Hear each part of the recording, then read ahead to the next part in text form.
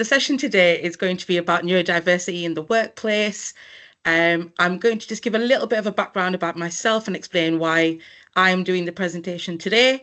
I hate learning via presentation, so I'm going to try not to do death by presentation, by PowerPoint presentation. So feel free to stick your hands up, ask questions in the chat. I've got both Shaq and Sadiqa supporting today, so I'm sure we'll get through them. If you'd rather wait till the end, where the discussion won't be recorded, really safe space, we can have some questions and answers and discussions at that point. Great, thanks, Sadiqa.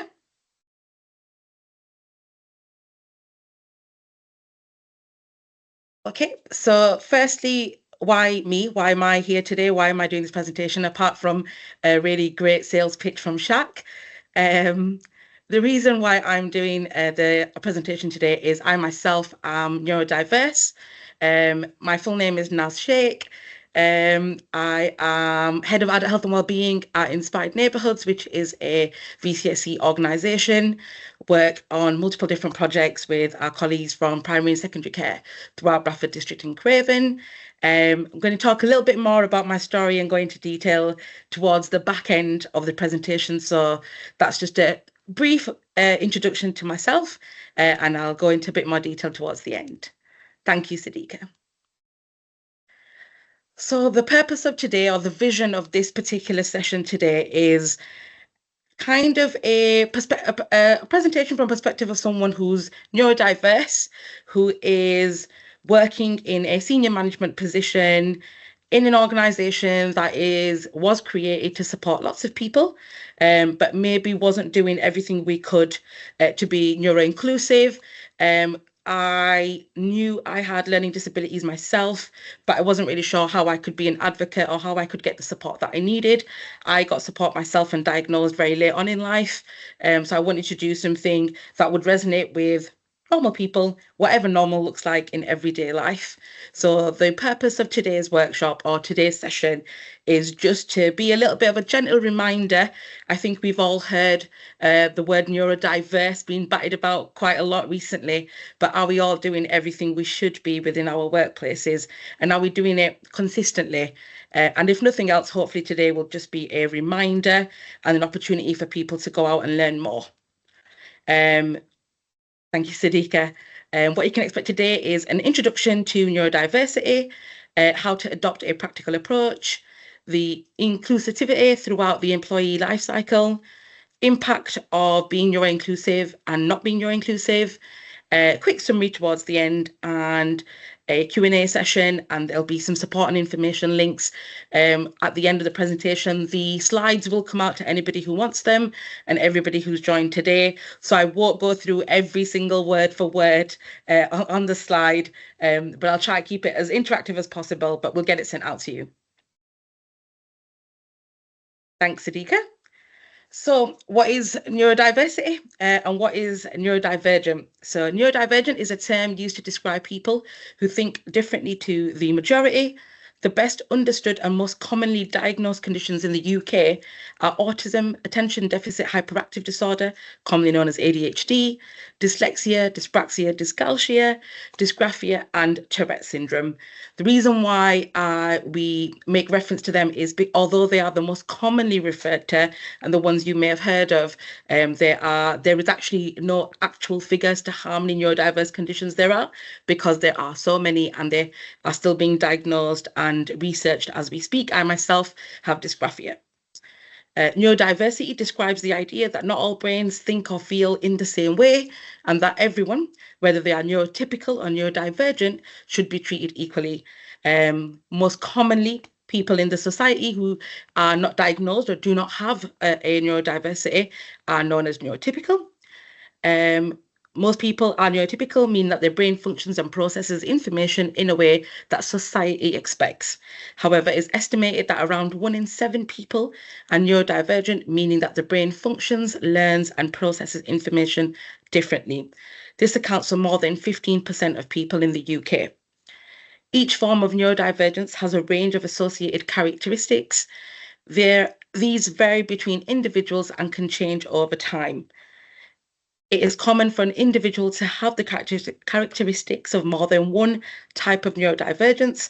It's important to think about the workplace adjustments that will support neurodiverse employees to help provide an inclusive culture. And just before we move on from there, I think it's really important that I just point out there, just as we would with any disability, putting one particular measure in place. I myself have fallen victim to this in my own workplace.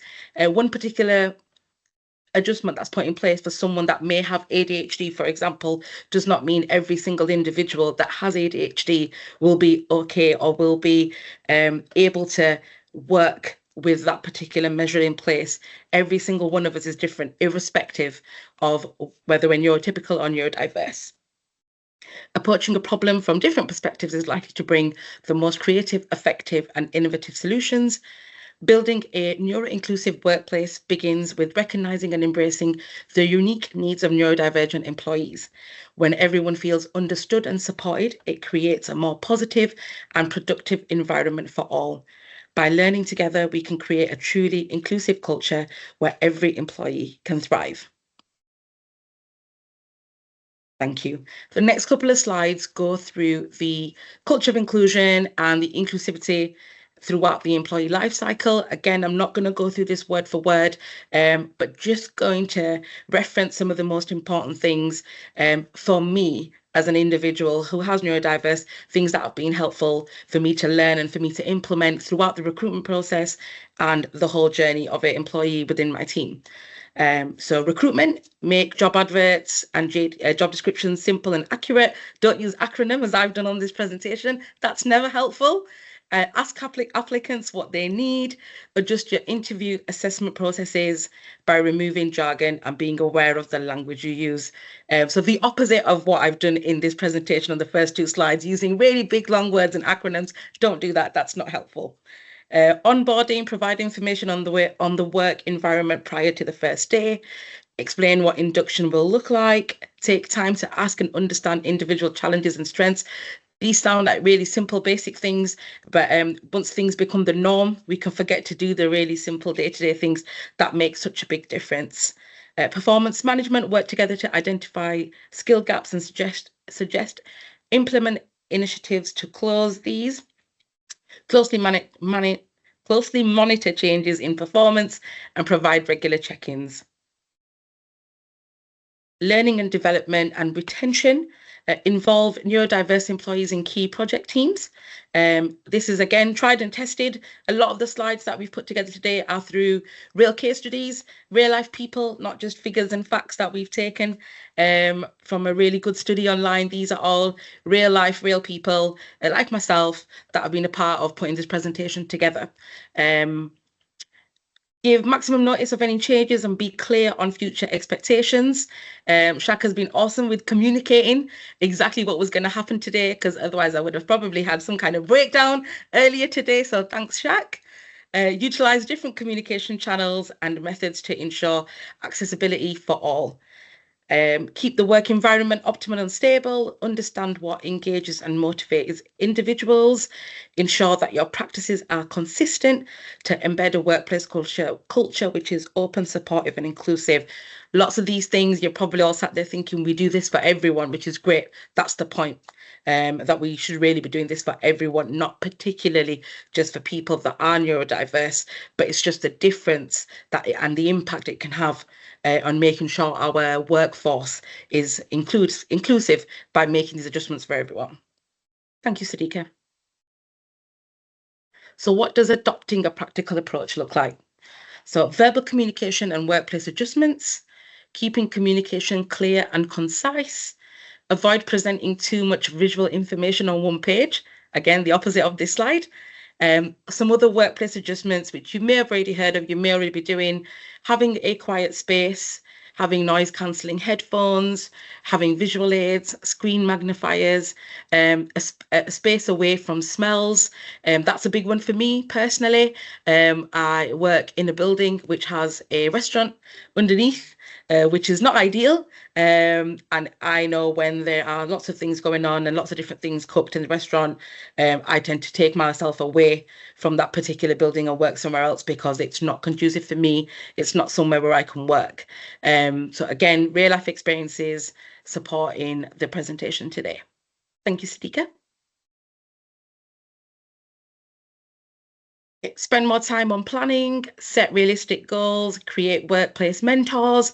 That's been really helpful for me. I personally have a mentor who doesn't work in my organization, ironically, but has really supported in my journey throughout my role as a senior manager and my role within the voluntary and community sector. And I think without that mentor, I wouldn't be sat here today doing a presentation. This is the opposite of what Naz would be doing 2 years ago. So really, really grateful for my mentor, really, really grateful for my workplace being inclusive and encouraging of me continuing to have that mentor. Be patient, break down tasks and present information in smaller chunks. So again, the exact opposite of this presentation, but you guys get the gist. So the impact, what are the likely impacts of being neuro-inclusive and not being neuro-inclusive? A lack of awareness and knowledge surrounding neurodiversity can negatively impact an individual with a neurodiverse condition. This may present as an inability to complete tasks and or affect ability to communicate and interact with others. I draw on that one more than the rest, again, from personal experience, because it just makes such a big difference with my colleagues within my team, understanding my neurodiversity. Sadiqa, who is here today supporting from my team, has been really, really helpful in making sure I'm able to do this presentation today, as well as learning disabilities. I have physical disabilities too, so I am blind and deaf from the left-hand side. So I will lip read to try and hear and understand what's going on. I will read as best I can.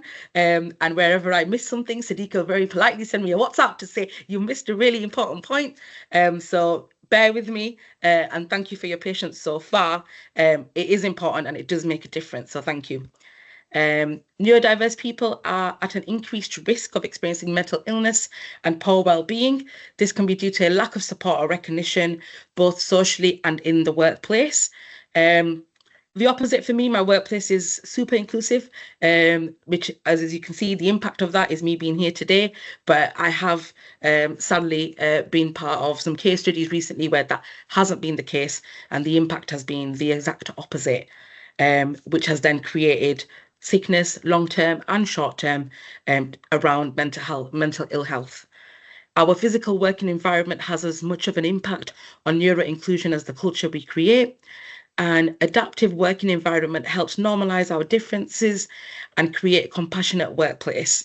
I think our differences, we're very used to using them as a point of contention, but actually our differences, whether they're abilities and skills, are actually our point of commonality and is what makes us the amazing people we are and the work that we do, even if I do say so myself. So I think the more we talk about it, the more we advocate for all the differences that we have between us, I think the better we will be together.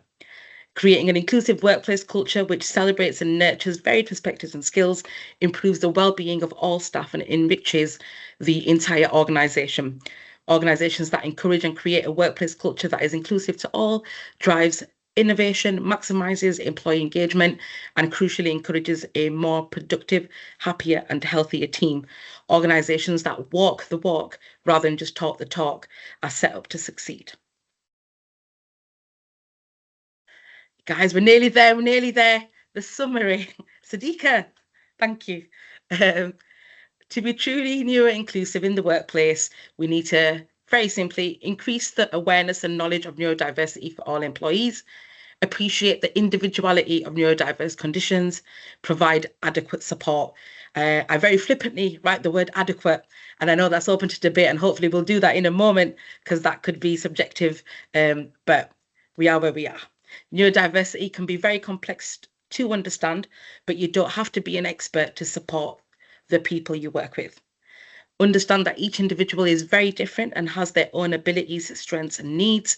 By understanding how an individual, neurodiverse or not, may experience communication, thought processing, and sensory input around them, you will be in an informed position to identify helpful methods of support uh, with confidence. The reason why I put that one in there is many a time, again, drawing on my own experience, when someone tells me a story or tells me some about a life experience, I will generally relay back a life experience to show my understanding. That is the way I communicate. It's not in any way to minimize that person's situation.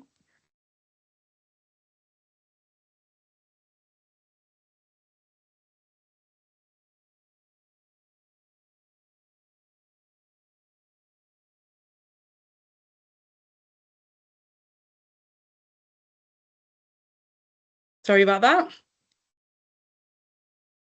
As I was saying, when I do identify that I need to try and show that I've understood this person and understood that something has happened in their life that is significantly something really happy for them or something that's been really sad, I will automatically, without even thinking about it, relay back something that's happened in my life. Again, it's not in any way to minimize what's happened in their life, but that is how I show emotion. That is how I show connection. That is how I show I've understood. And I'm either really happy for them or I'm really sad and sorry that that's happened to them, whatever the experience may be. And I know when we were having lots of discussions with lots of people that come into our community centres, both neurodiverse and not. Everybody said pretty much in all the different focus groups, we know that person, anything you've done, they've done it better. And sometimes it's just to remember that's not the case. That's not why we're telling you a story. I'm not saying that's every single neurodiverse person, but certainly for me, the reason why I'm telling you a story is to show you that I've understood and I'm trying to relay that communication back. Some neurodiverse people can thrive in the workplace and build resilience to the difficulties they might face, but for others, working can be a struggle. And understanding that we all have different needs and ways of communicating can support both the personal and professional growth of an individual. Use every opportunity to learn and grow your understanding of neurodiversity and shine a light on all the positives that anyone who thinks differently can bring to any organization.